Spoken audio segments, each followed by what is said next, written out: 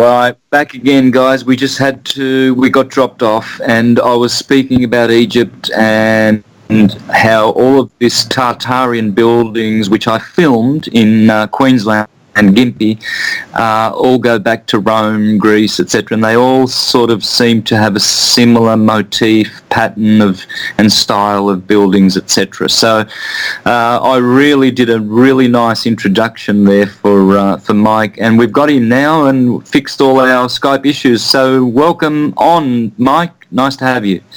Thank you. Nice to be here. Sorry for the technical difficulties.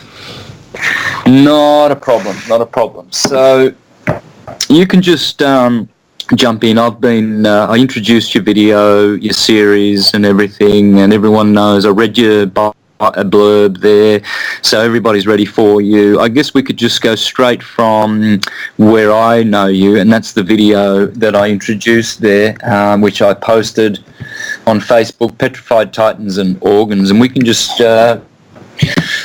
address that first. How about that? Sure. Yeah. Great. What would you like to know? Well, I've been researching this quite a bit, so I know that I can see the pareidolia always have in clouds, in buildings, in cars, everywhere, because I believe I have a very interesting way to look at it, and I can't not believe it. It's just too overwhelming not to, and that is that everything is conscious. You see, it's the monad being the one God, then becomes the dyad being the two, and then the triad, then the tetrad, and on it goes. And that let's call it that image is ingrained in all the DNA that reverberates through the universe. And so clouds, everything, there are spirits in the trees, there are spirits in the clouds, and some of them are slowed down and they're rocks, and some of them are speeding up and they're clouds and they're misty, and but it's all this conscious energy in the universe, and it all has a face and a body, and we will always see this, and so these titans, there's many Babylonian and Egyptian legends talking about the gods becoming mud and how everything became mud and etc. So I've got a very theological and mythological take to it as well. But I saw your video there, and it's really good. I've also got other researchers who claim that these are buildings. These were great Titanic buildings as well. I can see that as well. So yeah, there's a couple of channels that have covered it from that perspective, and I think they're spot on. A lot of these supposed structures that were carved out of stone, I think it's ridiculous. I think that they're more likely victims of some cataclysm, and that they were buildings at one time. Wakey, Wise Up, they've both covered that in their videos, and I think they have a lot of interesting things to say.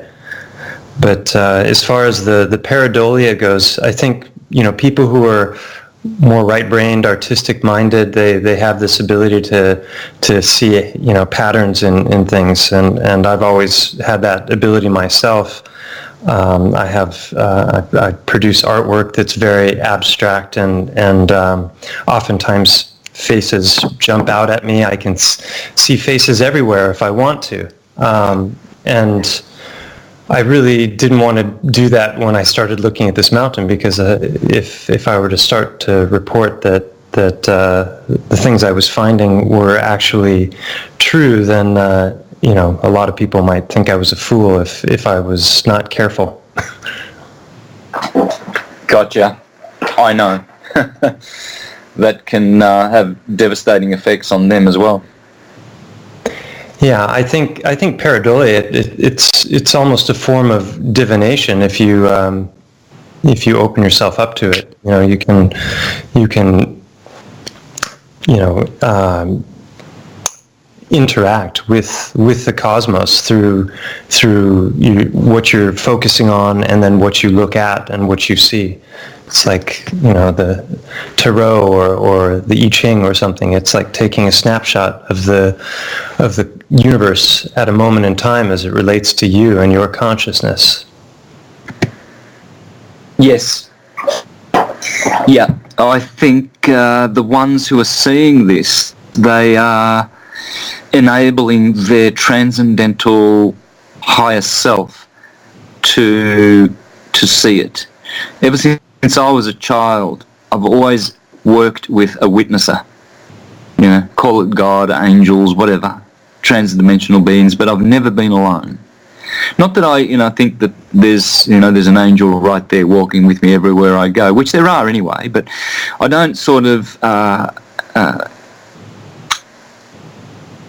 operate from that basis. I do operate as I'm my own universe in the universe, but I know and am aware of transdimensional beings around me all the time. But what I mean is that in most of my daily dealings, I'm always watching myself. I don't just go about carrying out my duties and patterns of behaviour without checking them and seeing that I'm doing it correctly. And I just like looking at myself from the third perspective, and that witness is always there. You just have to tap into that energy. So when people start enabling that, then they start seeing this, and then numbers as well start becoming a part of their lives, whereas those numbers were always there. It's just that now that you're synchronizing and syncretizing, those two words always go together, really. So synchronizing would be synchronizing events with time and catching the clock when it clicks over to 1111 or whatever numbers you're constantly seeing. They were always happening and they're always in the background. It's just that now that our consciousness is growing, we can now notice more. Paying attention is how you do syncretism. That's what I say to people. You don't have to be a genius and you don't have to have any PhDs. You just need to pay attention. And I always have. Whenever I've studied the Bible or anything, I just pay attention and make things sink deep into my heart and give them some kind of a significance. So I think that is happening. We're enabling that part of us that sees the conscious energy, slow or fast, through all forms. Yeah, well, paying attention is definitely how this came about in the first place for me. You were talking about the Tartarian architecture, which goes hand in hand with mud flood, because so much of it is buried under mud, and that tied in for me into new ideas about things like mud fossils and rapid petrification. The idea that things could turn to stone very quickly. So that caused me to, I always have had a close contact with nature. I've always loved to hike and look at things around me.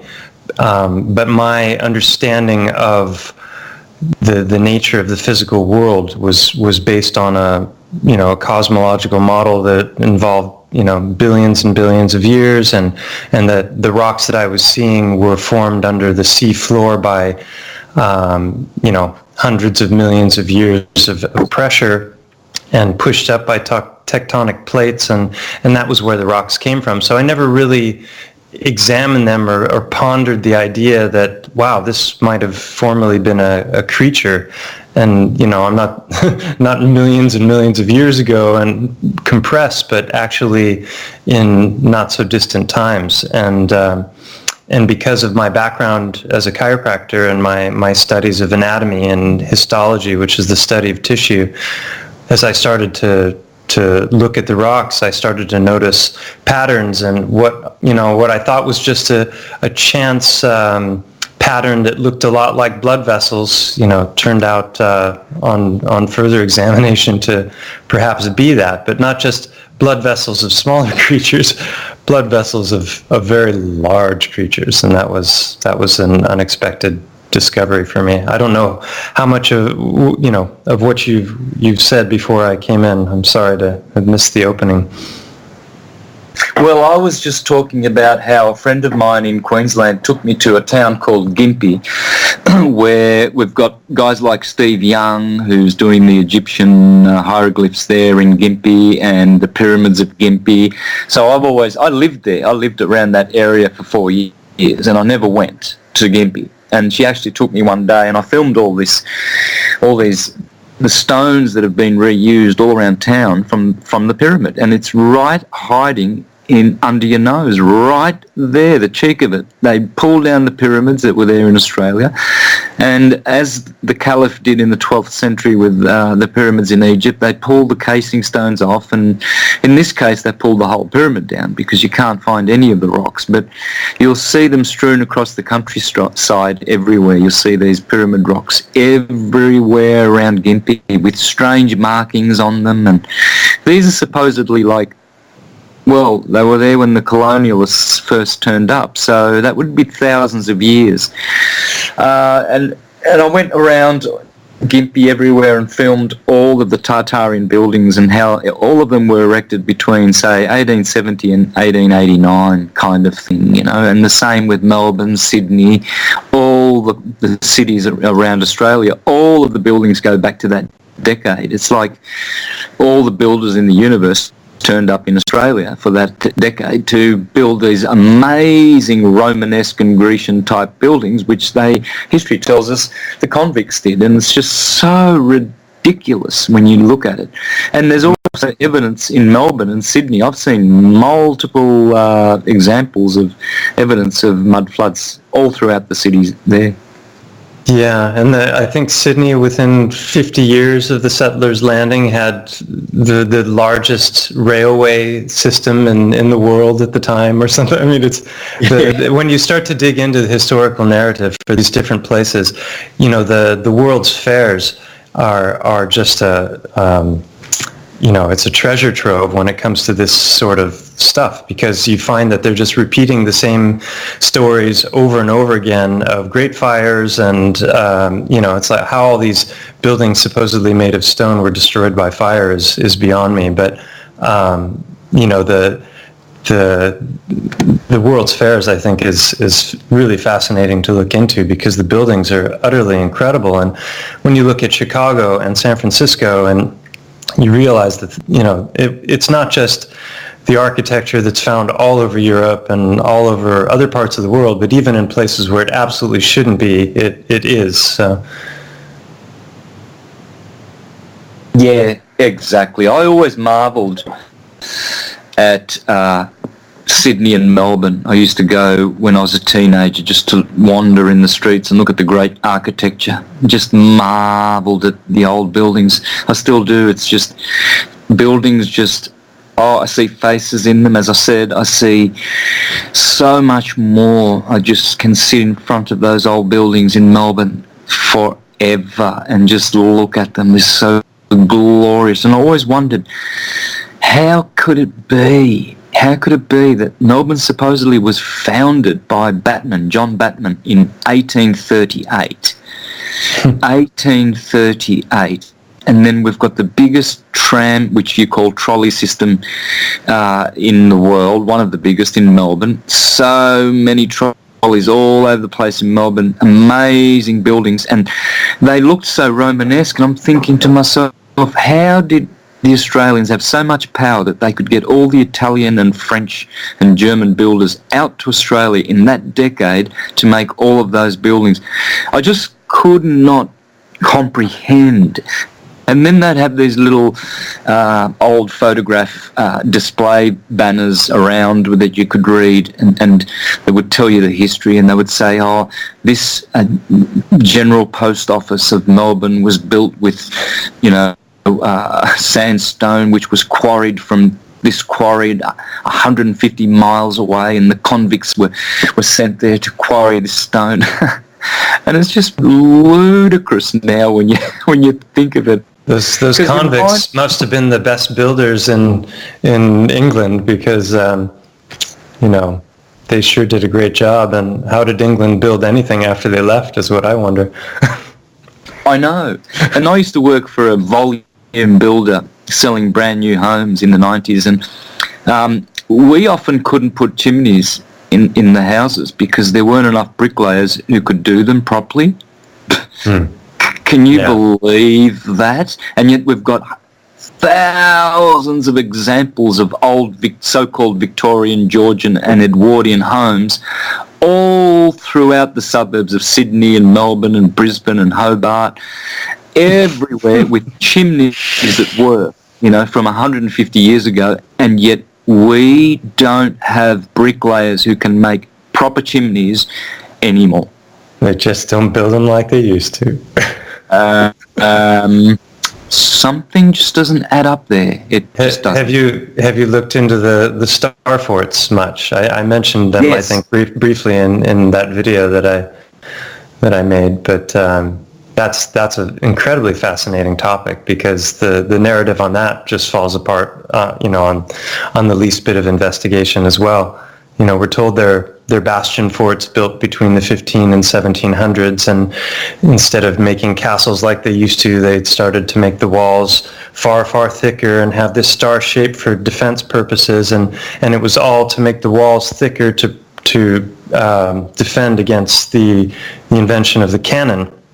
And some of the people that I do research with have just utterly destroyed that, because not only are they going and looking at the old maps, which are showing, the star forts and their original plans to the star forts, and they're not just star forts, they're star citadels, they're entire cities, and what you find is that all of the old world cities were originally star forts, and that all of the Tartarian architecture and all of this other architecture that followed, that's built on and around the star forts. So the star forts were there first, and they're absolutely monumental in scale. But I think they've got one map that goes back to the 1100s with star forts on it. So everything about that narrative falls apart. But the most astonishing thing is how many of them there are. There are, so far, my friends have mapped out 5,000 star forts, and they're literally on every single continent, and they're in the most unlikely places that you wouldn't expect. Japan is just filled with them. They're all over Europe. They're on North America. They're in Africa, and it just doesn't add up when you look at what the wiki narrative is. Yep. Well, when you have this researcher mentality that we have, searching for the truth, now your perspective changes. Now you see a lot better what was very difficult to swallow and to assimilate at school, doing things like history and history was see, I love history as a subject, but I don't love the fact that we know so little about it, and what we do is could be manipulated. Well, it is, and stuff like that. But everyone's kind of intrigued and interested in history and would like to know, and nothing has ever made sense. Nothing at all. Even the evolution stuff that they tried to make you swallow, and everything coming from nothing. There's a beautiful thing that they really demonise, the teaching that everything comes from nothing. No, everything comes from what is not seen, but it's not nothing. What is not seen is everything. So the Big Bang should be that, yes, everything comes from what seems to be nothing because it's invisible, but it's everything. You see, so rather than teaching this hogwash that all of this you just came out of nothing, a black hole, and it was nothing, and everything came out of that, they should be teaching the truth, that everything came from what is invisible, but what is invisible is everything. Therefore, it came from everything. There's only a universe of no vacuums, no space as we know it, really, because even though it's space, it's still a fullness. It's a oneness. Manly P. Hall addressed this as well. How the cosmos is like this. There's nothing that is empty. You see, so it's a fullness of everything. And so now we have, I think, one of the best truths to ever come out is this Tartarian truth, the mud floods, and what you're bringing out there, Mike. This is one of the best things because now everything makes sense a lot more, and it's all exposed, really. Yeah, I think what we're calling history is mythology, and our mythology is our true history. That's the conclusion that I'm coming to, because so much of history is a lie, and and I can't remember who said it, but a set of lies agreed upon, or his story, and I when I was younger, I didn't care for history at all. It just seemed like battle after battle, and monarch after monarch, and horrible, devastation, and so I was always looking towards the future, and I was a big, space lover and sci-fi and Star Trek and Star Wars and all the fantasy stuff I loved.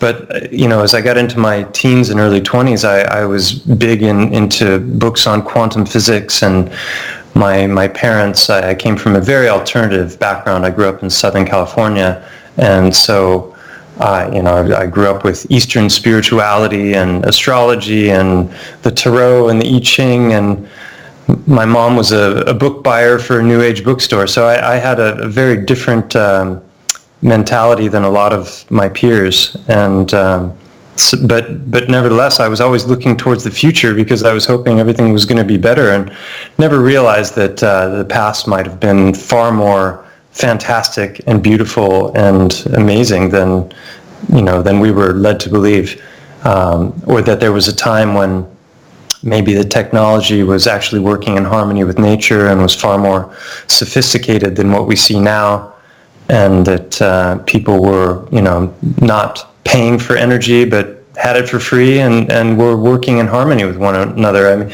that's what it seems to be the case. I don't know, maybe there was slavery back there, but there was a lot of beauty that was being created as well, and it still remains to this day. And it's just that they've lied to us about who built it and how long it's been around, and what its purpose was, and they've removed the different technologies that the buildings probably were. They were generating energy. They were doing God knows what. we can only guess at this point.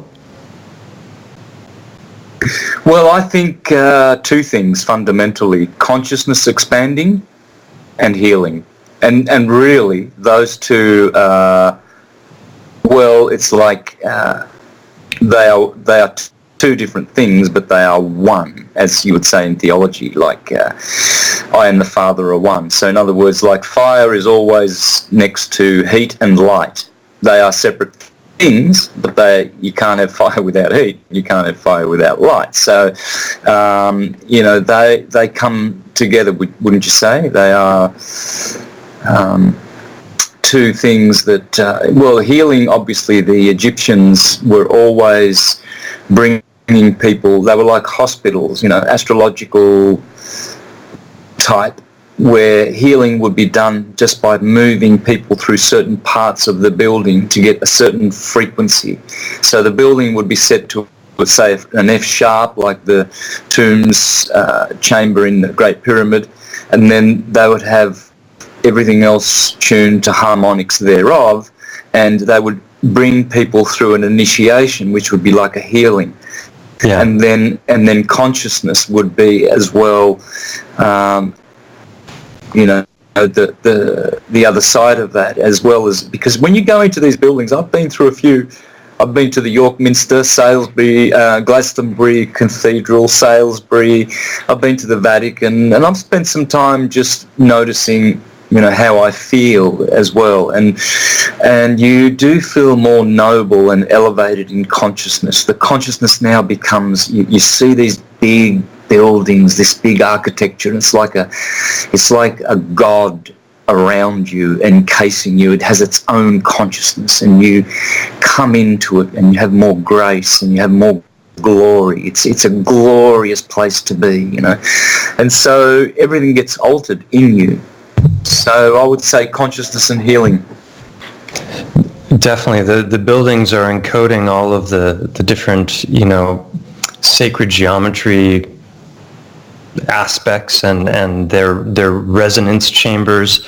The organs themselves, may have been, who knows what the organs were capable of when the buildings were fully functioning, but also the voices as well. I mean, I've been inside of buildings where just a small amount of tone, is enough to set up a vibration in the place that echoes through the whole place. So those buildings are amazing. And Barbara asked the question of, what are the meanings of the star forts? And the star forts, they look a lot like cymatic patterns. So they themselves may have been emanating energies, and they were most likely used for communications. Victor, he has a channel called the Boogeyman, Buggeman, and he's found pictures in old books that show that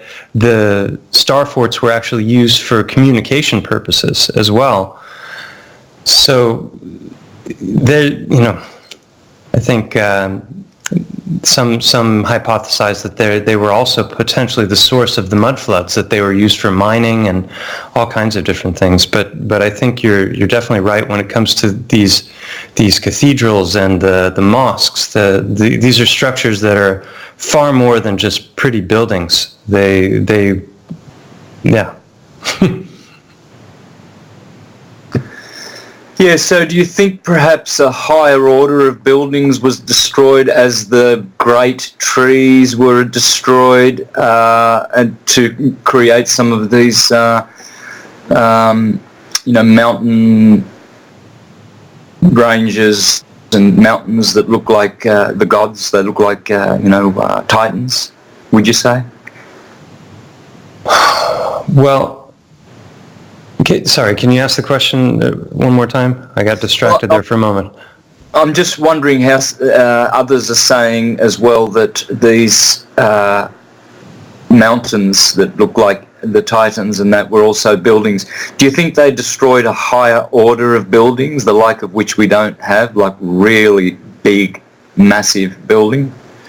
It's possible. I mean, there's one channel that came out recently criticizing the work that I've done, saying that I'm suffering from pareidolia, and what that mountain actually is a giant building that was melted. And there are lots of examples of that around the world. There's places like Cappadocia and the Lalibela churches and Petra and these different places where it looks like there was some kind of a cosmological warfare, because obviously fire doesn't melt stone like that unless, it's some kind of a, whether it's, I no longer believe in nuclear weapons as they tell us, but, something just melted a ton of stuff. And whether it was just in certain parts of the world and other buildings remained, or whether it was,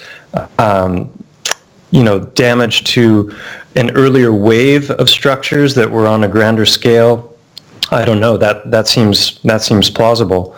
But what I can say about this mountain is it was not a building, and there's far too many specific anatomical features that I've found that match up perfectly. It may not be an elephant as I portray it in the videos, but it's definitely a vertebrate. There's definitely an eye. There's an ear. And there's far too much that corresponds when it comes to the tissues of the mountain with they're exactly where they should be, and they are what they should be.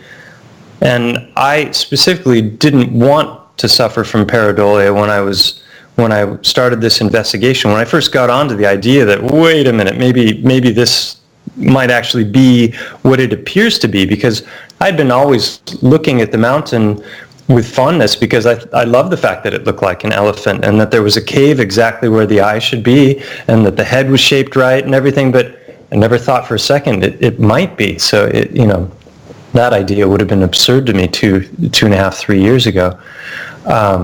So when I started to wake up to the possibility that it might be so, that was when I said, okay, wait a minute, I've got to take a step back, and I'm not looking at clouds here. I need to approach this using the scientific method. And so I hypothesized that, okay, if it was really a fallen Titan, and that eye is actually an eye, then I should be able to go up there with a list of specific things that I would expect to find before I go. And that's what I did. And that visit to the cave after that hypothesis was mind-blowing, because I found some very, very specific things, and I lay those out in the second video of the Unveiling a Titan series.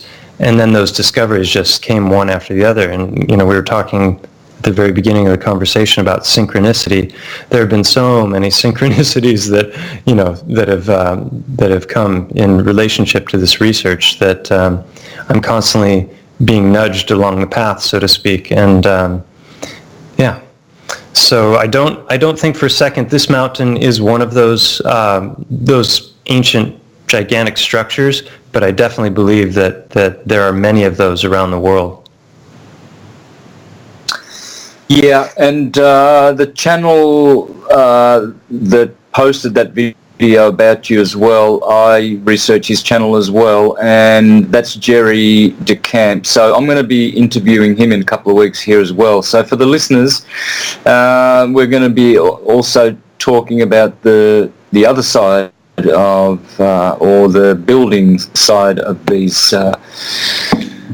massive mountains and other things that we see that have the amazing titanic energy in them.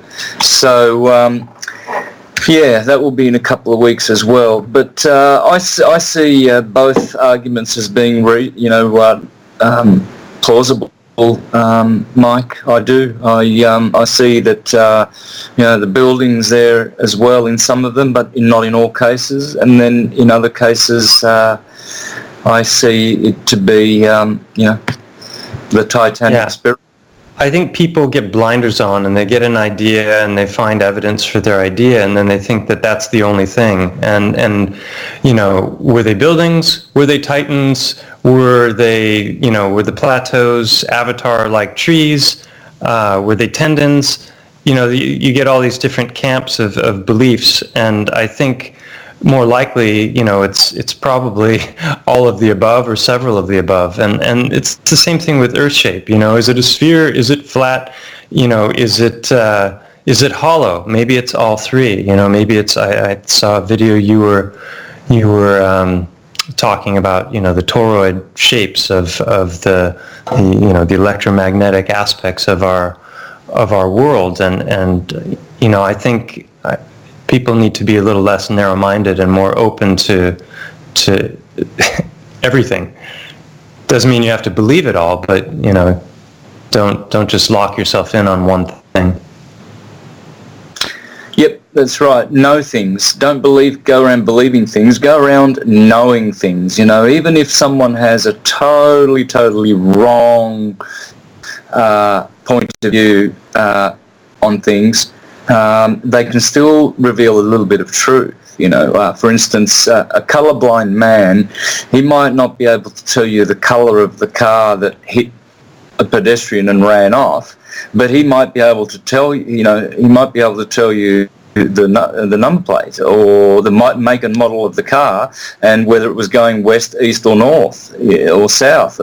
Whereas, so you're always going to benefit from knowing things, even if what you know is incorrect, because that will be an information base for you to compare another point of view against. Now, this is the thing with a lot of people, is that they believe a model, they don't know anything about it, and they can't even defend their own model or their own science or anything like that, because too much belief has come in. And like you said, they'll get blinkers then, and then all of a sudden there's no Titans, there's only buildings, or there's no buildings at all, or whatever. And it's interesting how that happens. You get some researchers, they go off on a tangent and they, become really good at it. And so that's great, because whatever they discover, right or wrong, will add to the pool of what we know. And that's what Wikipedia is like. I guess someone jumps in and writes an article, and then other people are invited to improve it and modify it, etc. And so it's a pool now. It's not a single linear individual stream of something. And everybody's now. It's like multiplicative knowledge base rather than additive. It's it makes things just so much better when we approach things from that mode. For instance, astrology. A lot of people would cringe that we're both astrologers and have lived it all of most of our lives, and we understand it, because they think you have to believe in astrology, whereas no, it's an exact science. We're dealing in degrees, minutes and seconds of arc, and that's pretty precise if you ask me. Therefore, it is a science. It's got nothing to do with beliefs. The same with music. There's a science to it, but you don't have to believe in music to know music. I know music. I can play the guitar. I don't believe in it, and I can speak Italian. I don't believe in Italian. I just know it, and I'm expressing English, which is a language I don't believe in either, but I do know it. And none of these. Yeah, and so having that approach is best, Mike. I've had it all the time, even when I was a Jehovah's Witness, very zealous, knocking on people's doors, converting them to the true and only religion which will save them. I would still listen to the Muslims and the Jews and the Pentecostals and everyone else who had an opinion and a belief, and I would be talking to them probably, if you go by party rule, the party line of the Jehovah's Witnesses, more than I should have.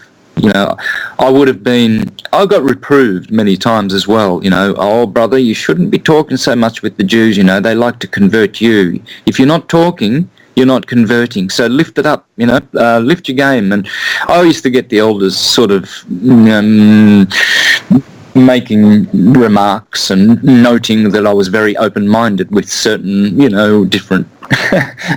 Well, that's what got me to where I am, just to keep the mind open and open and open. I didn't believe any of what they said, but I wanted to know what the Hindu gods were like, and who is Brahma, and how does he relate to Vishnu and Shiva and Krishna, and oh yes, and I would go down that path with them and enjoy it, and the sister or the brother that was with me, I could feel them cringing, So. Well, it's been interesting for me. I don't know if you saw it, but I did an interview with SGT Report a little over a week ago, and he's a Bible believer. He's a Christian, and he has a huge following. And that interview was seen by a lot of people, and my channel literally doubled within a few days as far as the number of subscribers that were there, and most of them were very much Bible believing Christians, and I've had some wonderful conversations with them in the comment threads, and it's nice that they're so open-minded. But it's also been a surprise to me that the things that I've been finding are actually offering some sort of scientific validation or confirmation for their beliefs and their faith, and these ancient texts are actually being confirmed in a roundabout way by the things that I'm finding and I'm presenting. So that's been a fascinating dynamic. I've come from a very, very different background, and now I'm far more open to these other ideas than I ever was before. But what I think we all share, the people who are interested in these this list of different topics that we've already touched on, is that we're all open-minded. We're all of the mind that the majority of the mainstream narratives that we're being fed are either out and out lies or half-truths, and so we're out digging around trying to find out what the truth is. So we're all independent researchers, really. And the problem with independent research is that as you start to dig into things just a little bit, then you get to this point that, the Dunning-Kruger effect is describing this of, just enough about something to get yourself into trouble because all of a sudden you think you know everything and you're extremely excited about that. And I think that's happening to a lot of people, and then they jump on a bandwagon, and, it's like Crow says that belief is the enemy of knowing. So I think, the intention has to be to test all things and to come at things, with the pure intention of trying to find the truth. And when it comes to things like astrology, it's all about intention. I mean, when it comes to these sorts of things, a lot of the Christians are they're going to be saying, oh, this is the devil's work and you're supposed to stay away from it and all of these things. But what are you doing with astrology? You're just observing the cosmos. You're looking at the constellations and the wandering stars, and you're trying to understand what those things are, what is creation, and what is my relationship to it. And so I think it's really important that people remain open-minded, but they also keep their rationality, and they test things. They don't just dive into everything with only belief. We need to have a balance between belief and looking at the empirical evidence. Yeah, too good. I'm into that big time. All right, Mike, let's go to a break. We're at the top of the hour, so we'll in the next hour, I guess we can address some of the questions there in the chat box if there are any. I think there was. Or let's get into the meat of some of your videos and some of the big finds. Let's make it really, really exciting for first-time listeners on this subject, and so they can go to your videos, how to get them, which ones to watch, what they'll learn, etc. So we'll be back in a few minutes, guys. Thank you. Sounds good. Yep.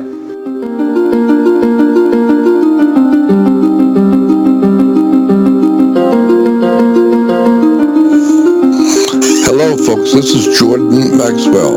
It's a pleasure, again, to be able to talk with you.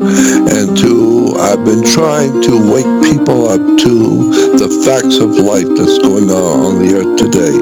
And this is what I'm known for. This is what I love doing, is trying to teach people and educate them. I have a piece of knowledge that you need to know about. There is a radio operation going on called People for People Radio, and I am delighted that I have been able to be on the People for People Radio, and I want to invite all of you to go to People for People Radio. Go on the web and find it and follow all the programs on People to People Radio.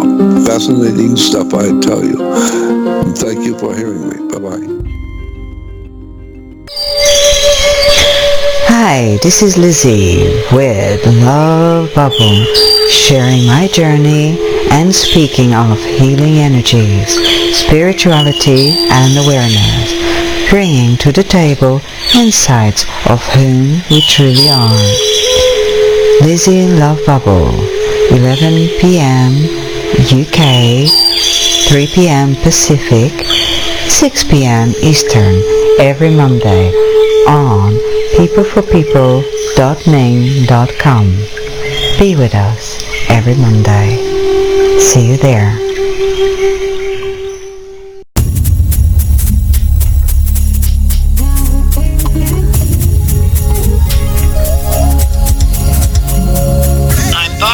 Hey, and I'm Patty. Tune in Monday, 9 p.m. UK and 4 p.m. Eastern Standard Time to People for People Radio, to the Turtle and Crow Show. For an exciting, unique perspective on social and world events. See you there.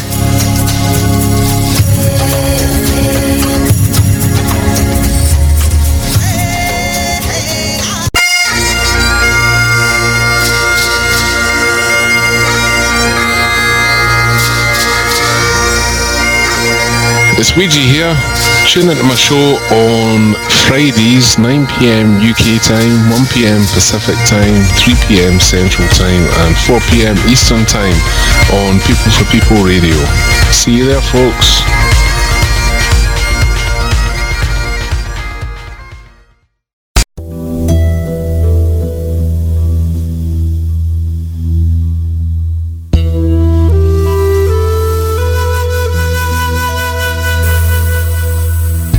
This is Yolene from Nourishing Peace show on People for People Radio. I've been out on winter break, and I'm really excited to announce that I'll be back for my show on Sunday, January 26th. That's at noon Pacific time, 3 p.m. Eastern time, and 8 p.m. UK time. My passion in the show is traditional foods, Chinese medicine, and simple, healthy living skills. Food is how we physically and spiritually nourish ourselves. And so we're going to be back just in time for the Chinese New Year's, and we're going to be talking about the Year of the Rat and some really interesting things about becoming healthy and whole in this upcoming new year.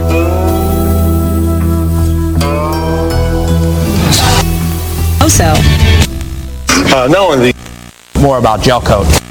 When the fourth round would... Don't you call in the...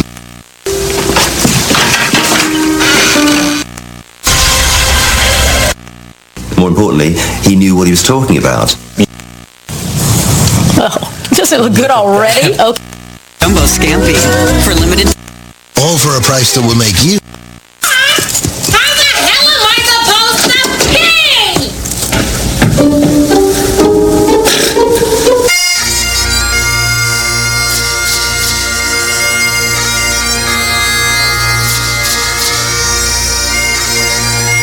This is Rick Simpson, and you're listening to People for People Radio, the voice of truth in Scotland.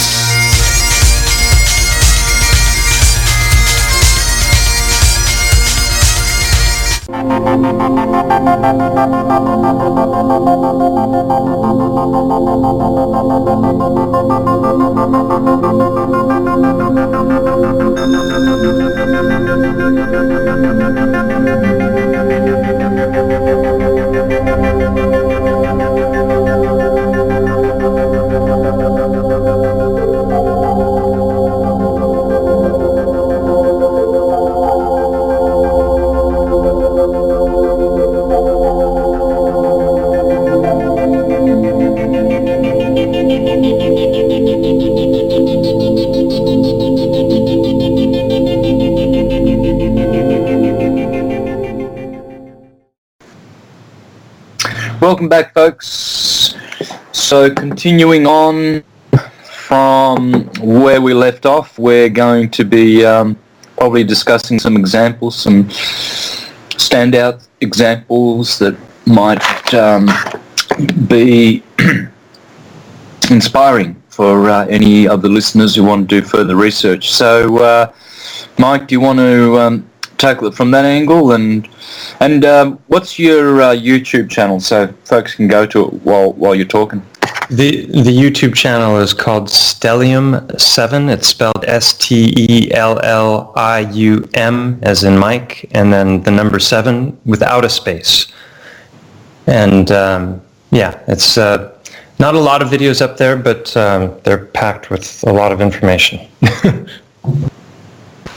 Yeah, nice.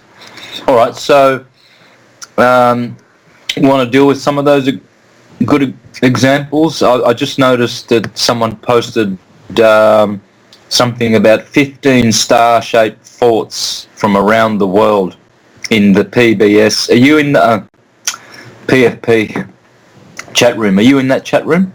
I'm in the Skype chat room, but I don't know where the PFP chat room is. All right, I'm going to send those to you directly in your chat, so perhaps you can look at those and maybe make a comment on that. There you go.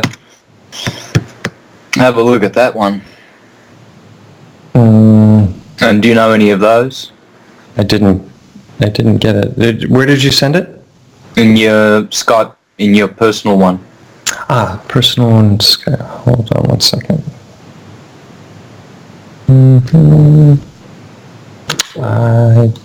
don't see So it. while you're looking for that, there we go. Okay, found it. So 15 star-shaped forts around the world. And what was the question? Well, do you know any of those? Look at them. I mean, look at the pictures. They're incredible. Yeah, and these are tiny compared to the larger ones. These are smaller stars, and then there's a couple there that have towns in the center of them. But what people don't understand is that cities like Amsterdam, Antwerp, Paris, pretty much all of the major cities in Europe, even some of the smaller and mid-sized towns, these are all built on and around star forts. And I had been in many of them without ever realizing what they were. And once I started to learn about this, it was incredibly fascinating. And that was ultimately one of the things that led to my discoveries about the mountain. There were a variety of different things that came simultaneously. One was the mud floods, the mud fossils, the idea of rapid petrification, Tartaria, the star forts, and all of those ideas were bouncing around in my head.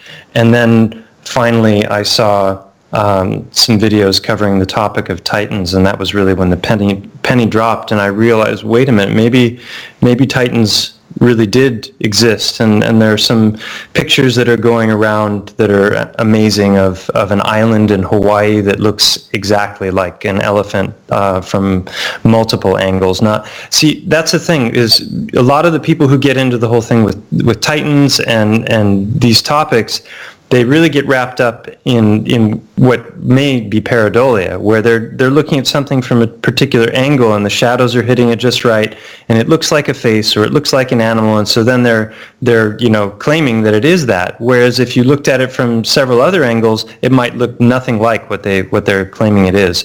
So it's really important that people make sure that if they're going to start to present information, that they're looking at things from a lot of different perspectives and a lot of different angles, and then they're actually doing on the ground research. And that was what I did with the mountain.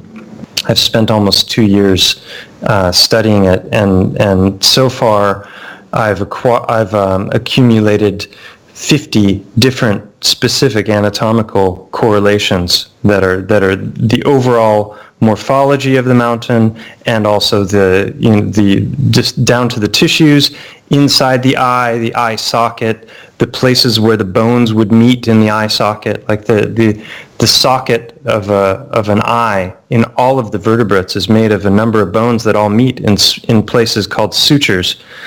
So that was the kind of thing that I was doing before I went out making any claims or even making videos, is trying to get all the ducks in a row, because there's a ton of stuff out there. A lot of it is also photoshopped, and it just makes people look foolish because they're making these outlandish claims, but there's no substance behind it.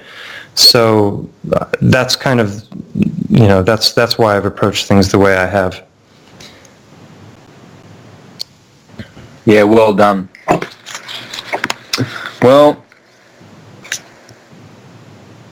someone asks if there's star forts in Scotland, and I would say that there's star forts everywhere. In the Petrified Titans video, I think I've got a little video clip of me zooming out on Google Earth, and you can see all the stars that have been mapped by my friends. And if there weren't star forts in Scotland, I would be very surprised. Yep. So you wanted me to talk a little bit about the different findings, or how I've come about it, or give me. Yeah, there's so much material to cover, and we don't have that much time. So maybe if you can just kind of nudge me in a direction. Yeah, your best findings, and I say hit it home for your listeners. What's the greatest treasures that you've come away with your research? Okay, so I'll just cover it very generally. So the mountain itself, if you go on Google Earth and you scan around, the mountain has a lot of different morphological characteristics that match that of an elephant. So the shape is elephant shape, and that includes a head, an eye, cutouts for the two sides where the head would meet the neck. The rib cage is clearly defined there. You can see on both sides of the mountain that the traces of ribs. There's a deep canyon that goes up between where the legs would be, and there's even an ear. And so after going up and studying the eye in depth, I started to consider that maybe there would be an ear. Now, a lot of people have asked me when they look at the mountain, first of all, if you go in on Google Earth and you scan around in 3D, you got to make sure that 3D buildings are turned on. Otherwise, it's just going to look like a blob because it's got incredible detail, but you have to have the 3D buildings turned on. The other thing is that after I'd put out the first 4 videos in the series, somebody at Google Earth went in and edited the mountain. And they actually blocked out the eye and they blocked out the ear. It's absolutely amazing. But I show that in the 5th video, that I show the before and afters of all of the different footage that I'd gotten from Google Earth and how it looks now. And what the changes that they made it so that you can still see the detail, but you have to get it right next to the mountain, and then literally the eye will open up, and what's been smeared away and blocked out slowly fades away. But as soon as you back up to try and get a bigger picture and see how these different anatomical features relate to the rest of the mountain, then it blocks off again. So I show that in the 5th video of the series. But, before, for the first year and a half that I was studying it, I could just zoom around from all kinds of different angles, and it was amazing how many different characteristics matched that of an elephant, just looking at it from the big picture. And so that was when I went to my anatomy books and looked at 3D modeling on different channels or different websites, just to bone up on the anatomy before I went back to the eye. The other side of the mountain doesn't have an eye or an ear, and people say, well, why, if it's an elephant, why doesn't it? And that whole section of the front left side of the mountain has collapsed. And there's been a geological survey that's done by mainstream geology where they talk about that portion of the mountain and they call it a synclinal, which synclinal means that the layers of strata have collapsed downward. So there was a violent collapse on that portion of the mountain, and you can see the remnants of all of the fragmented rock that are almost like a river going down from that portion of the mountain. So where the left eye and the left ear would be, that portion of the mountain has collapsed. But after going to the eye and discovering it was 10 or 12 different, very, very specific anatomical features, and I cover that in the 2nd video in the series. After discovering that, I started to think, well, maybe there's an ear. And that I went back online and I'm looking and that section of the mountain where there should be an ear if it really was an elephant, there's a quarter moon change in color exactly where an ear would have attached, which was just an amazing coincidence. And so I decided I was going to go up and take a look up there and see if I could climb up and see if there were any caves, because the eye was very easy to get to because there's a trail, and I've got a lot of great footage from that. But the ear was a different thing. And so as I was looking for the information about like a trailhead that I could take or which road to take, I was looking online and I found out that there was actually a cave there, and the cave is called Cova del Middia, which is the cave of midday, because a portion of the cave gets the sun, the midday sun comes right into the cave. And I didn't know anything about the cave until I went looking for it. And the interesting thing about that cave, which I knew nothing about until I was looking at this website, is that it is the most thoroughly excavated cave in all of Europe, was utterly mind-blowing. It was like I'd entered the Twilight Zone, and there had been a team of archaeologists who had gone into the cave. There were the remains of several bodies, which they excavated.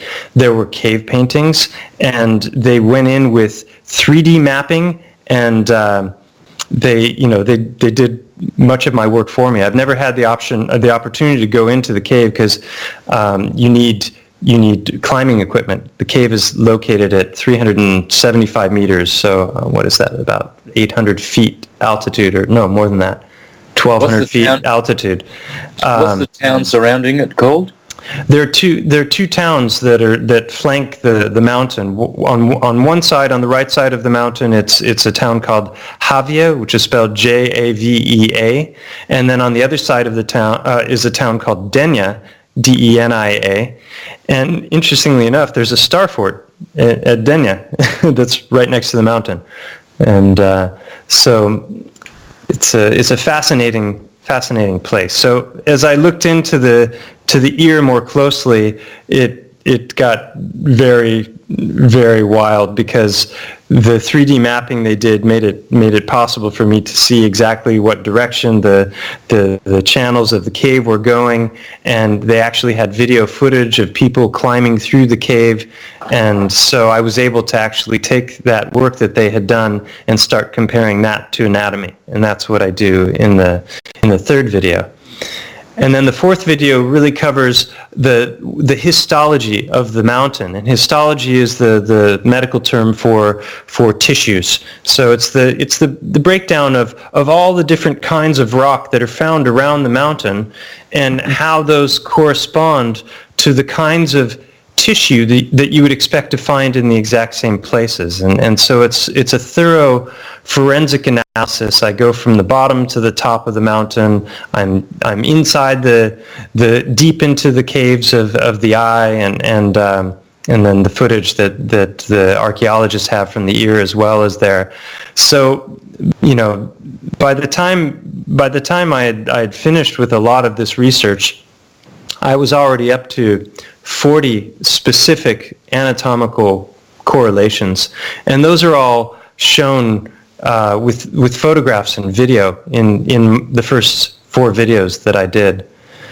And then in the 5th video, when I covered the Google Earth censorship, that was an amazing happening as well, because it was a total synchronicity. I took a couple of friends up there. One of them is Victor Buge, whose channel I mentioned earlier, and Andreas Exirtus, who's another YouTuber. He's got the channel called Andreas Exirtus, Xirtus, and they came to visit because they wanted to see the mountain, and I took them up into the cave, and you can actually go deep back into the channels of the cave, and there's this portion where we crawled through. It's about 5 meters through a hole that you have to go through either on your butt or on your stomach just to get through, and then that opens up into a large cavern, and that matches also the anatomy of the sinus passages that are just below and behind the eye socket.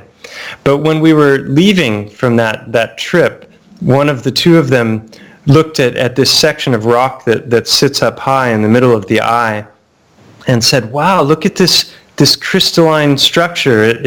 It covers this whole rock." And when he saw that, the light bulb went off in my head, because I had looked at it before and I had thought, wow, maybe that's the remains of the eyeball itself. But how would I know that? And when he spotted this crystalline structure, I looked more closely at it, and it lined up, and I show it in the video, in the 5th video, and show all of the different correlations to eyeball anatomy, and there are channels that go in for the blood vessels, and so it's been a truly fascinating exploration. But those are kind of the main points of the findings, and the 4th video covers the tissue in detail, and there are a lot of different kinds of tissues that I've identified, and they match perfectly with what should be exactly where I'm finding them. Yeah, I'm watching the first part as you're speaking, and I'm looking at the mountain. Did you say it was in Sarajevo? No, it's in Spain, on the Costa Blanca. Oh, right. Okay, so, wow. And which region is that in? It's basically between Valencia and Alicante. Oh, that's right. Okay. Yeah. Both of which are star citadels, both of those cities. Yeah. And so you spent a lot of time in there. Oh, there's the ear thing you were talking about. Yeah, I have a little 90-second, for people who are just listening to what we're saying, if they want to have some visuals for what we're talking about, there's a little, on my channel, there's a little 90-second teaser video it's got music, but there's no talking. It's just visuals, so they can get a taste of it. But there's a whole other kind of half of my YouTube channel that doesn't center around the mountain, but is directly related to it, because as I said before, this really caused me to start looking at geology with very different eyes and realizing that much, if not most, of the geology that I was used to looking at throughout my life was actually biogeology. Now, volcanoes you can watch volcanoes in the process of producing different kinds of igneous rock. But when it comes to all of the other stories about metamorphic rock and sedimentary rock that we're told, we just kind of have to believe the mainstream narrative on that unless you're going to depart from that. Now, there is plenty of evidence that flies in the face of a lot of the cornerstones of mainstream geology and the different methods that they're using for dating. And a lot of those are coming from the biblical creationist side of things, but they're basically using science to debunk the different techniques that are supposedly used. So already you can find a lot of information that conflicts with the narratives we're told about these different layers of rock being formed over hundreds of millions of years. And there are a lot of anomalies, like trees growing up through multiple layers of strata and coal, for example, that can be produced from tree. If you put coal in a pressurized container and you cook it for a couple of weeks, you don't even have to cook it at that great of a heat. It will turn to coal. So a lot of the stories that we're told about the formation of rock, I think, are either just out and out lies or mistakes made by people who were believing a paradigm that wasn't accurate, and so they're trying to fit everything that they're observing into this inaccurate paradigm. But what the other things that I cover on my channel have to do with what I've identified as petrified organs. And as a result of looking at the stones differently and walking around and observing nature with entirely different eyes and looking at a rock, and instead of just seeing a rock and assuming that it was formed the way we're taught, looking at a rock and wondering, like, is that something beyond just a rock? And I started to notice. It started initially with one rock that I found in a river bottom. That when I picked it up, it was obvious to me that this was a stone heart. There were a number of anatomical features that matched the heart anatomy, and that's something that I cover in a video called "Mud Fossils: The Heart of the Matter." Wow. Somebody in the chat is asking if the elephant is older than the dinosaur Mesozoic, I don't even know how to pronounce the word, era. And first of all, I'm not convinced that dinosaurs even existed. I think there's plenty of evidence for dragons in our mythological record and the history of many of the civilizations around the world. But the dinosaur narrative, that's one to look into. That's another rabbit hole that I'll let the person questioning explore. Someone asks if we can take a caller. I'm fine with that. Oh. Yeah, I don't know how that's going to work. Gary would have to organise that. I haven't done one before, so I think we're just going to have to stick with the questions, I believe. Yeah. But might be wrong. So going back to the heartstone that I found, I brought that home because I immediately recognized half a dozen different anatomical features, and so I brought it home and I pulled out the anatomy books and I started looking more closely at what I was finding, and within a pretty short amount of time I had found about 15 different anatomical features that matched heart anatomy. And the thing about it is the more specific features you find, and it's the same with the mountain, the less likely it is that you're suffering from pareidolia, right? You have to at some point start to weigh the odds of finding a rock that for example, I was finding the openings to the ventricles, the opening to the aorta, the coronary artery opening, and what's known as the coronary sulcus, which is where the coronary artery lies as it wraps around the heart. The fatty marbling was there. The color was the color of flesh. It had an outer white layer that if you saw the light, the layer ground away, underneath it was red. And so that outer layer is the fascial sac of the heart. And I even got an endoscopic camera to start to look inside, and there were chambers inside that also had anatomical features that matched a heart as well. So that was an unbelievable find, and you can see the video Mud Fossils, the Heart of the Matter, where I show it. But then I theorized that this should be reproducible. It shouldn't just be a one-off occurrence where I can find one heart, and if it's a phenomenon, then I should be able to find others. And so I went down with a video camera to the river bottom again, and in the space of about 15 minutes found another 10 or 12 that were potential candidates, that several of them had very specific anatomical features. So then I started to collect more and more of them and categorize them by theme. And those are the kinds of things that I've covered in the different videos that I've done on the petrified organs. And it was a very puzzling find, because the question of, I've had many people ask me, where's the rest of the body?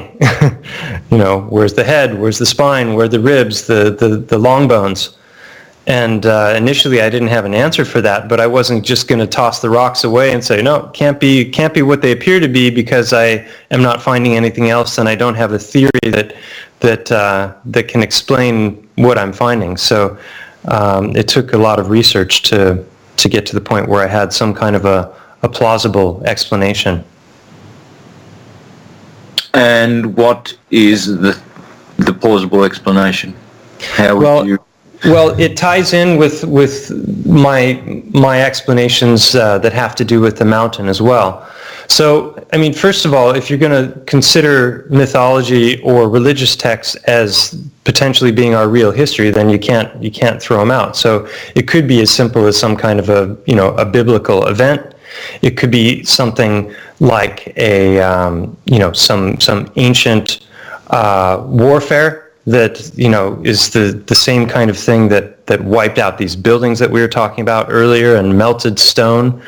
So those are narratives that I'll touch on towards the end of the video that I'm working on now. But I wanted to stick to mainstream geology and see if I could find explanations for what I was finding. And mud floods was a potential explanation for the fossilization of flesh happening in short periods of time, because the mud itself is what's known as anaerobic. There's no air in mud, so all the worms and the microbes that would normally eat away at the flesh and cause it to decay are not present. So the flesh just sits there, and then over periods of time, the gases and the fluids and different substances within the flesh work their way out, and the minerals in the surrounding mud work their way in. That's a process known as permineralization. That's not a wacko conspiracy theory. It's what mainstream geology says leads to the fossilization process. But they tell us it happens over millions of years, and we know that there are, for example, petrified trees. We know that there are different examples in geology that that we can point to of biology becoming rock, not just through compression, but actually undergoing a transformation process. So that still didn't explain why there were no bodies. Why would I just find organs? Because it wasn't just hearts I was finding. I was finding other organs as well, but for the sake of clarity in the videos and not wanting to confuse people or have people think I was a total lunatic, I focused on the hearts in the videos because the hearts have very specific anatomical features, and even though they vary greatly from species to species in their overall shape and form and size, they all have common themes running through them. They're hearts. They have certain openings, they have certain chambers.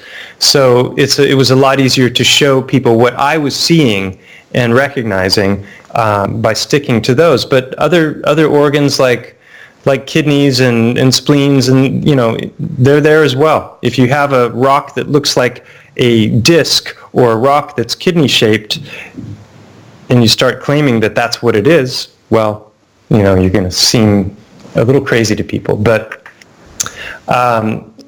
the theory that I'm working on now to explain why just organs and why not the rest of the body is that whatever caused the organs to petrify probably happened in a very cataclysmic way. And I believe that if we're not going to go to biblical narratives and something like the glittering sword, the hand of God reaching down and turning everything to stone, or ancient mythological stories like the Medusa, the Gorgons, turning things to stone just by looking at them, if we're going to stick with mainstream geology, then we have a number of different things that we can point to. One is something known as a lahar, and a lahar is basically an avalanche of heated ash mixed with water that's ejected from volcanoes. And that can cover huge amounts of areas. If people want to see examples of that, they can go to the Petrified Titans and Organs video. I show some pictures overhead of Mount St. Helens and how that eruption looked from the air after the eruption occurred. And so then what you're getting is heat and a tremendous amount of pressure. If you take bone and you put it into a crock pot, which is a pressurized, heated environment, within a few hours, that bone is going to turn to sponge. Some people do that in order to make bone broth so they can drink it. And so I'm hypothesizing that whatever is destroying the outer portion of the body is involving a lot of pressure and a lot of heat, and that in the process of destroying the outer portions of the body, the internal organs are literally being baked like a hard-boiled egg, because each and every one of them is contained in their own individual fatty sacs, and then they're floating in the fluid of the chest and the abdominal chambers. So I think that as the outer portions of the body are being destroyed, inside those organs are being superheated, and so this process, it could conceivably happen in hours, maybe even minutes. It's something that could happen very, very quickly. And there are examples in mainstream geology of this sort of a thing happening. There are examples of crabs that are contained within these spherical balls. I can't remember exactly what they're called, but Mungo Jup of the Thunderbolts project has a video that's very interesting on instant petrification, and that ties into other theories that have to do with plasma, and if we're inside of a toroidal field or the Earth's electromagnetic poles are shifting, and there's a lot of different potential explanations. But that's the theory that I'm working on. I'm going to be presenting in the video I'm working on now. So the size of this heart that you found, what was the size of it? So the one that's in the first video that I did is 4 times the size of a human heart. So if you make a fist with your hand, that's more or less the size of your heart. And we have other animals like cows and giraffes and elephants they're far larger than we are. So that would explain the larger hearts. But there's also the whole giant narrative, which is very interesting as well, because there's so much evidence, photographic evidence of giants, mythological. It's in the books. There's no doubt there were giants, and the Smithsonian has likely been scurrying away their skeletons for many decades in order to keep their narrative. Yep, for sure. So I have one in my office that I use sometimes as a footstool. It's a 1.5 foot long. It has the exact same features that I show in the first videos. It's got the openings for the ventricles. It has the aorta. It dips in on the sides. They're shaped like harps very often, because the heart itself goes into contraction upon death, because energy is needed to relax the heart, not to contract it. As the energy is gone and the being dies, the heart goes into contraction, and as it does that, the main pumping portions of the heart, the ventricles, they actually curve inward because of the contraction. So I've found loads of these, all the way from a centimeter in size up to multiple feet, that exhibit the exact same characteristics. And you just have to start to ask yourself, once you've seen all of that empirical evidence that I presented, is this just a chance happening, or is this a very, very specific, repeatable pattern? And I show a list of criteria. It's up to 20 now on that first rock. And people can use that criteria. They can go out looking for these rocks themselves, and if they find them, they can start to study the anatomy themselves and look at that list. And I've had many people sending me emails with photos, and a lot of people just spot them right away. I think it depends on where you are. They're not everywhere. And not all rocks are organs, obviously, because some are fragmented pieces of larger structures, perhaps titans. Others are volcanic in origin. We're speaking about the same thing, Tartarians and Titans. Think about it. Yeah. Titans, Tartans. Tartarians, I see the word art in that. They were artisans. I see Tara, the goddess of the Irish. Taria, Aryans, the Aryans, Tartarians. I see... Tartarus was considered hell. That's right, where the Titans were cast down, because the Olympians cast them down off the mountain down into hell. So the Titans, Tartaria, you see? Tartary. Totally. And anyone who thinks this is just crazy talk, do a Google search for, an image search for Tartary. T-A-R-T-A-R-Y, and you'll find a load of maps that are delineating the empire of Tartary. And it's ironic, because we never hear anything about Tartary except for things like tartar sauce and tata, and the number of words that we use in our everyday language that are related to Tartary are very, very small. And yet this was the largest empire in recorded history. It dwarfs the Roman Empire, and it's easily provable. And the architecture is the same all over the world, and the star forts and the pyramids and the Tartarian architecture are everywhere. So, who made what and when, I don't know. But I do know that Tartary existed. It was huge. It was all over Asia, all over Europe, even in North and South America. There are old maps with Tartarian cities right around the time that Columbus was supposedly discovering the New World. Yeah, history is a set of lies agreed upon. Well, tar is just another way of saying star. The TAR is actually torus field, and stars are torus fields. Everything is. So, atoms. I just thought of the La Brea tar pits. There you go. So this would be, if you just put an S in front of Tartarians, you get Star-Tarians. Really, well... That's interesting. Well, it is, because everything, they say we are children of the stars, right? You say we're all stardust. Well, this is why we have young stars, which we call youngsters, your sister, which could be a spin star, and she could be a superstar or a monster or a master or a fraudster. She could be a rock star. She could be a... They're all stars, right? So this is my way of seeing it. So through all nature, whatever plane you're talking about, whether it's the mental plane, which is air, or the emotional plane, which is water, or the sensual plane, which is earth, or the mystical plane, which is fire, it all is being. You know, it's all God, and it's all expansions of God. So it's a self-similar, fractal, holographic kind of universe where we are just in the image of God, and God is in the image of us.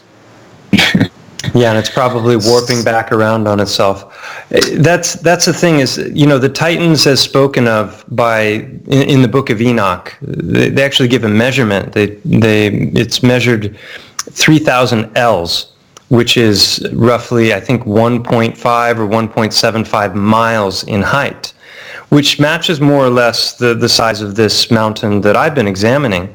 But there are other people who are examining Titans that, you know, that seem plausible, that are, you know, on the scale of practically of continents, or, you know, hundreds and hundreds and hundreds of miles long. And I think that fits in with this idea of fractal, you know, universe, because if it's true that Titans existed, then there may have been even larger Titans before this elephant. It's hard to imagine them coexisting side by side. And each time people theorize that with each reset of this realm that we live in, that things are getting smaller and smaller, and that's how a fractal works. It contains the original pattern, but it gets smaller, and you just keep going in forever or out forever.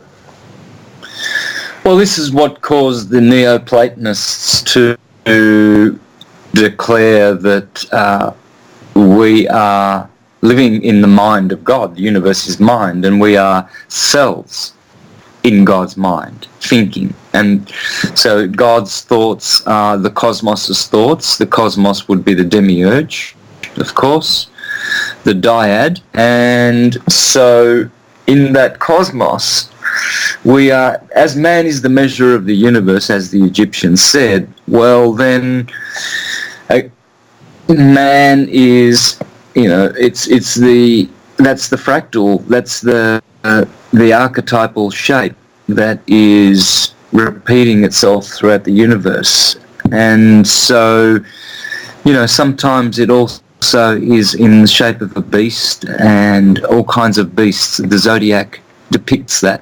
And I believe that what the zodiac is it's just the unfurling, the ecliptic is the unfurling of a toroidal cycle, which Taurus and torso are the same word. So when you get a torso, it's a torus field. And so as that body in time expresses itself, all those 12 30-degree segments which make up the zodiac signs along the ecliptic, they all have their peculiar frequency, signature frequency. And the first 30 degrees of every cycle will have that archetype of the Ram, Aries. And the second 30 degrees will be more solid. It will be the Bull, Taurus. And in fact, that's how the zodiac goes. It starts at the top of the head. Hence, Aries rules the cerebrum, the cerebrum. Then the next sign is the cerebellum, the cerebellum, Taurus. Then your two arms and your two lungs, that's Gemini, the twins. Then Cancer is the chest, and as you go down, Leo, the lion heart, Virgo, the belly, the kidneys to the two scales, Libra, Scorpio is the generative system, the Sagittarius is the hips from Hippo, Capricorn, the knees, Aquarius, the shins, and Pisces, the 2 feet, the 2 fish. So the temple it's there. That's the body of man along the ecliptic, and that is what's going on. Torus fields unfurl themselves, and the energy is unfurled along the ecliptic, and the ecliptic then is extrapolated out of the torus field, and then from there all the truths and all knowledge comes from the ecliptic, which is the zodiac belt and the ecliptic of the sun and all the planets as they go around in the ecliptic. And that's what I do in my, what I call ecliptic science, in my videos. All of them, they all have the ecliptic. The path of the sun as it goes from the equator to the Tropic of Cancer, then back down to the Tropic of Capricorn. That sine wave there, that's it. That's the teacher. It's in your body. It's in every cell. It's in everything. It's in the DNA. I've done videos on this, countless videos on this, all of how astrology is just pure science, and how these archetypal 12 titans, that's what they were called, the signs of the zodiac, fighting against the 7 Olympians, the 7 visible planets, and these are warring with each other. So they are, that's how you will see gods in the mountains, in the clouds, if you pay attention. I'll hand it over to you. Yeah, I think that's pretty fascinating, all of it. I used to look at astrology because I had this other cosmological view, and so I was trying to understand how could the planets actually have an impact on us. And so I was just thinking of, electromagnetic emanations, gravitational waves, that sort of thing. But it seemed so small, but it seemed like it was still something that you could conceivably measure in some way. But now I see it a lot differently. I see those as energetic beings that definitely do have an impact on us, and the natal chart as a spiritual fingerprint, so to speak, of the individual, and transits are a way to see what's happening in the present moment and how that relates to the individual. So when you talk about these correlations with the body, I'm just thinking of as above, so below, and it seems to wrap back around on itself like a toroid also. Well, if you think it's sound, okay, so the sun is making a sound, Om, all is atom. That's why the Book of Enoch says that the sun has a name. It has 2 names. One of them is Thomas, Tom. So, and the other one is Oarges. So now, Tom, all is atomic. You see, the sun is making a sound on the ecliptic. So when it hits the equator at March the 21st, it enters 0 degrees Aries. And why is the ram there? Well, because that's the frequency of the ovine, the lamb. To create in cymatics all these different shapes, all these different elaborate shapes, just by changing the frequency of sound. You can see this on a 2-dimensional plate. You imagine what the creator, torus fields, Kronos, Rhea, and Tor, their son, Jupiter, creator. Imagine working in 3 dimensions, what they can do with cymatics. So the first degrees of Aries is just a sound. It's a frequency. That's all it is. And then Taurus is a different frequency. The frequency of Aries is fire, cardinal fire. It's tuned. There are 12 tunings along any ecliptic. And fire is plasma. The next Taurus is solid. Then Gemini is of the gas frequency, and then Cancer is of the liquid. So you've got plasma, gas, liquid, and solid frequency universe, 4 solid states. And so, but it takes a certain frequency to create one of these 3-dimensional animals. A giraffe has a certain core frequency which will fit in. It'll come out of one of those 12, or a combination of 2 or more, but it will be one mostly. The canine frequency is of Aries and Libra. The equine is Sagittarius. The bovine is Taurus. But it doesn't mean to say, see, all the animals will fit and come from one of those, their frequency will resonate from one of those 12 sections, one of those 12 So areas. these are emanations from the Creator. First there was the Word, right?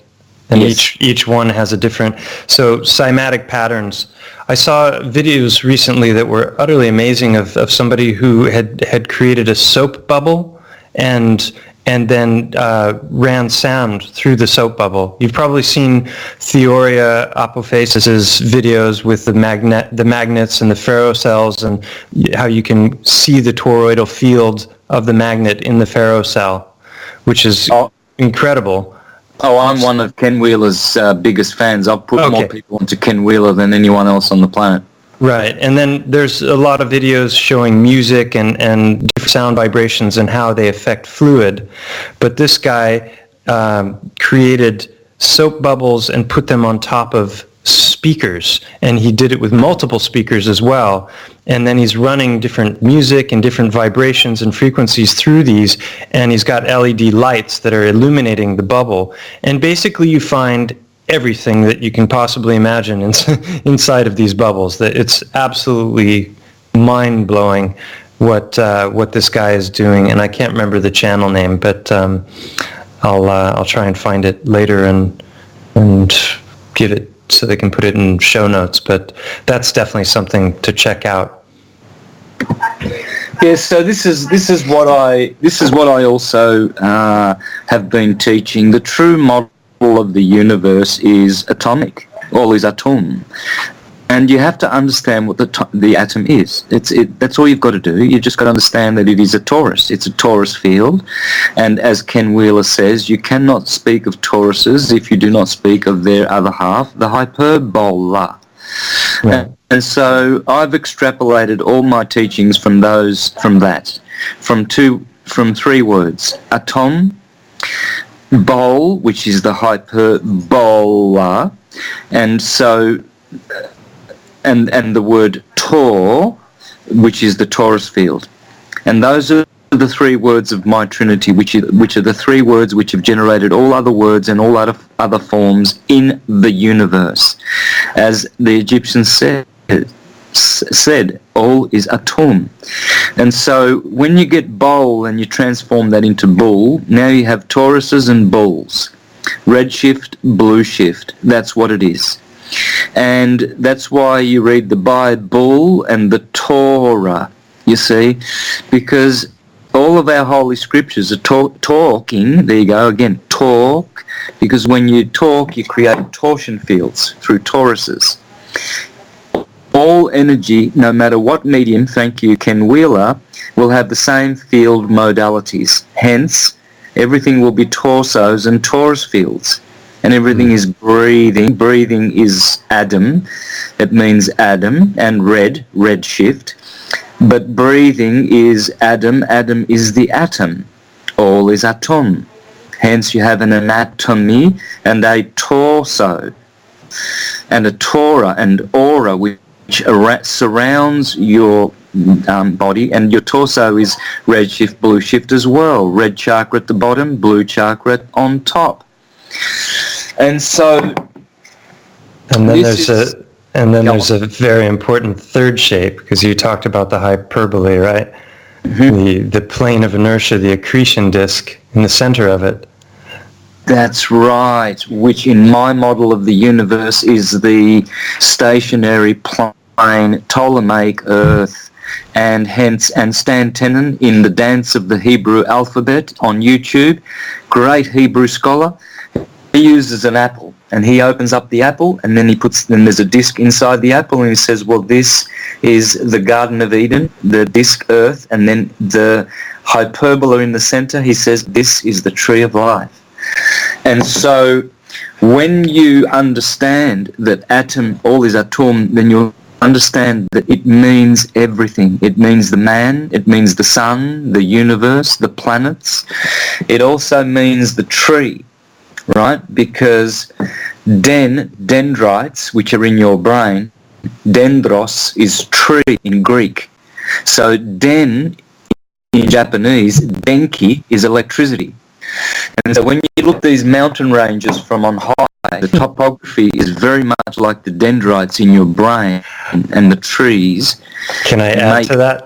Yeah, please. Because the cerebellum, which is the densest, since you're talking about dendrites, the densest concentration of neurons in the brain, if you do a cross-section of that, it looks absolutely gorgeous, and that's known as the arbor vitae, which is the tree of life. So that's the cerebellum that has to do with our balance and the chunking of information so that we're able to do complex tasks without thinking about them. That's handled by the cerebellum. Yes, exactly. The roots of the tree of life, which is the vagus pneumogastric nervous system, and they're all trees. Whether you are speaking about this, the cardiovascular system, that is a tree of life. Blue shift, red shift, blue blood, red blood, arteries and veins. And so the nervous system, again, another tree of life. The dendrites in the cerebrum, again, these are little trees. So Aden, or the Garden, is actually the den of dendrites, of electrical trees. It's an electrical universe. The transverse wave, red shift, blue shift, is electrical. It is denki. Thank you, Japanese language. And so, but the other words, bol and tor, arbol, well, that's tree. Arbor, R and L being interchangeable, is tree. And then tor is also the tori. The tree is a torus field. So in whatever way you look at it, atum means tree, it means light, it means electricity, it means the monad, it means the dyad, it means man, Adam. Have you heard of the helical heart? Are you familiar with that term? Absolutely, yes. Yes. So the man who discovered this was a medical doctor, a Spanish medical doctor, named Francisco Torrent Guasp. And this was a man who had a very hard time believing the official story that was told about how the cardiovascular system functions, that the little heart, as it's pumping, is able to push out the blood to what they say is somewhere around 60,000 miles of blood vessels in the body. And it's supposedly pushing the blood out to the very tips of our body, and then it's passively filling on relaxation. And he was just like, this doesn't make any sense. How is the blood getting back? How is it getting out? It's not, it doesn't add up. And so he spent decades trying to figure out the puzzle, and he was able to unravel the puzzle quite literally as he started to dissect hearts after having boiled them and removing the outer fatty layers. He was literally able to unravel the heart, and he discovered that the heart is actually one continuous band. We're taught that it's this pumping mechanism that has 4 separate chambers, and that they fire in a particular order, and that's how the body continues, But in reality, what it is a toroidal field, and he was the one who discovered this, that first of all, that it was a band, and then that band is rolled up. And when it fires, it goes from one end of the band to the other, the contraction. And so it actually sets up a toroidal field inside the heart, and that is how the blood is being moved throughout the body. And it also solves this question of the suction. How is the blood returning to the heart? And I mean, I did a whole video on this topic called, what was it called? It has helical hearts in the title. And it's utterly amazing. And going back to the whole idea of synchronicities, I found all of these hearts, and then learning about the helical heart and about Torrent Guasp and what he had discovered caused me to recognize a number of features in the stones that I had already gathered that I hadn't seen before, because I didn't understand how the heart rolled up and over, and you had these sections of the heart that overlapped, And those overlaps are actually curved lines in the rocks. So that's what I cover in that video, and I show that evidence. But the amazing synchronicity is that this man, Guasp, who made this discovery, he worked in private practice for his whole career, and for decades his work wasn't even recognized, and finally it started to catch on, but it still hasn't been integrated into cardiac operations and research to this day.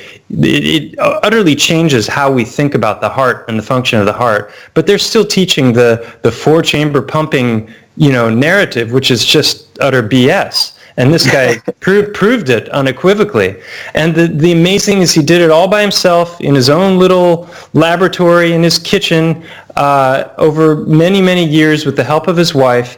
And he finally was recognized internationally, and he gave the lecture of his life in Madrid in front of some of the top cardiologists in the world. He actually dissected a heart there in front of all of them, and then he went home that night after standing ovations and died that evening in his hotel room, which is a tragic finish, but at least he got some recognition there at the very end for his discoveries.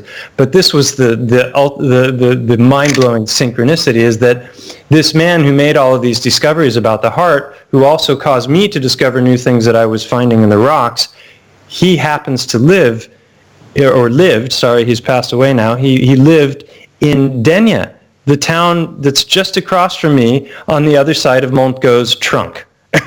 So he literally lived his whole life 10 minutes from where I've been working and living for the last 8 years, and where I've made all of these discoveries. Well, did you just hear what you said? Denia. I heard that at the start of the show. Yeah.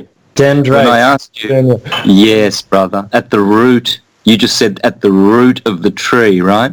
Denia. Yes. Dendrites. It's all dendrites. Well, the original name of the town that I live in is Xabia.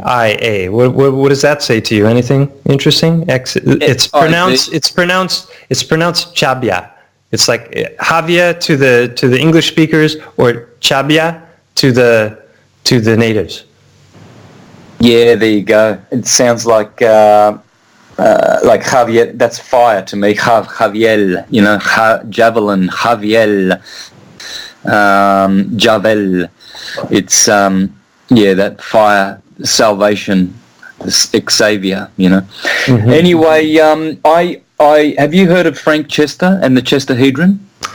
I haven't. I've seen a little bit about it. Somebody sent me a link after seeing my videos and said you should check this out. And I didn't get enough into it other than the fact that it encodes, the spirals and the sacred geometry and everything. I wasn't really able to make a direct connection with the things I'd been working on at the time.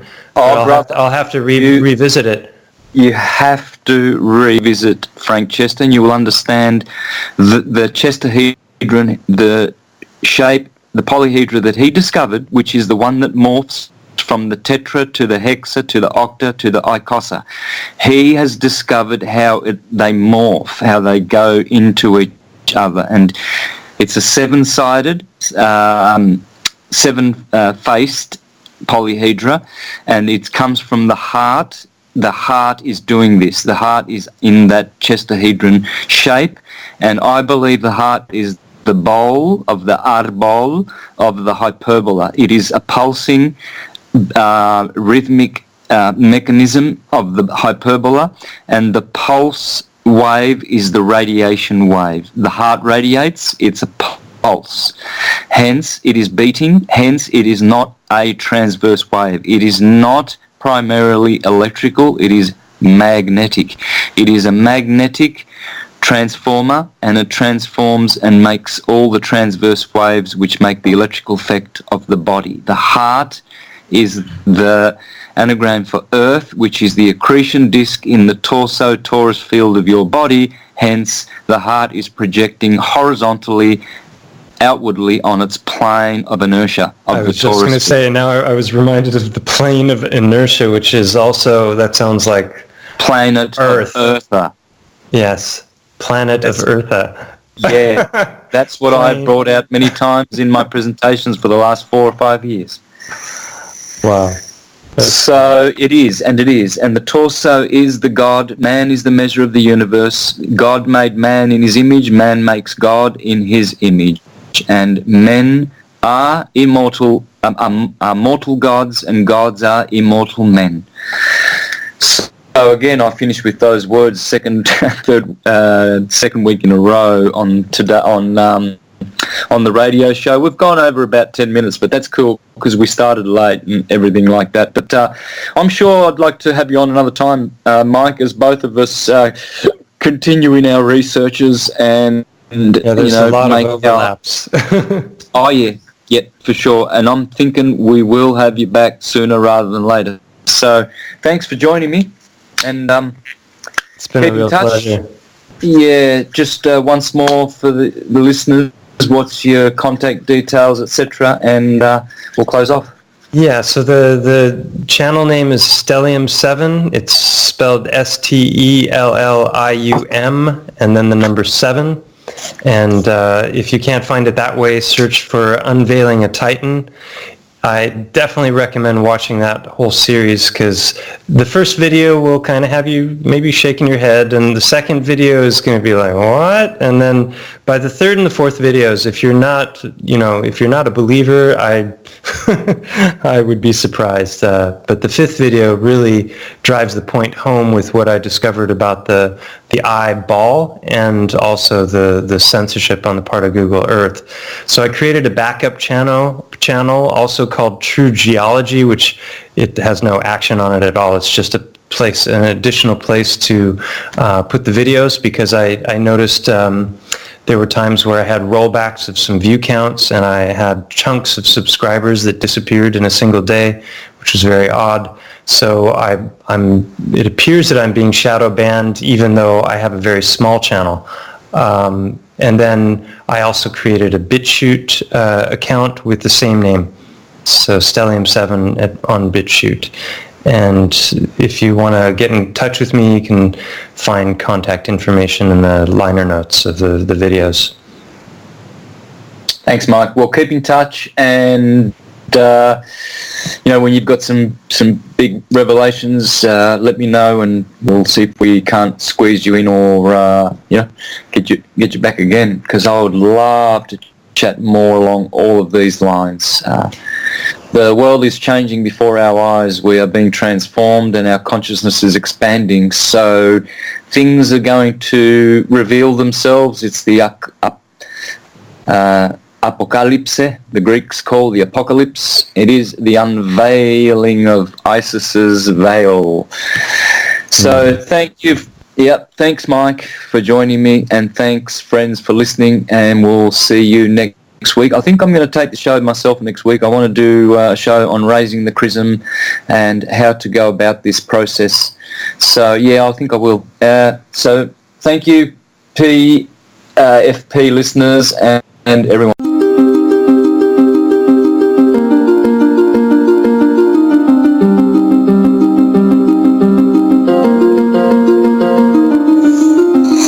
Hello, folks. This is Jordan Maxwell. It's a pleasure, again, to be able to talk with you. And I've been trying to wake people up to the facts of life that's going on the earth today. And this is what I'm known for. This is what I love doing, is trying to teach people and educate them. I have a piece of knowledge that you need to know about.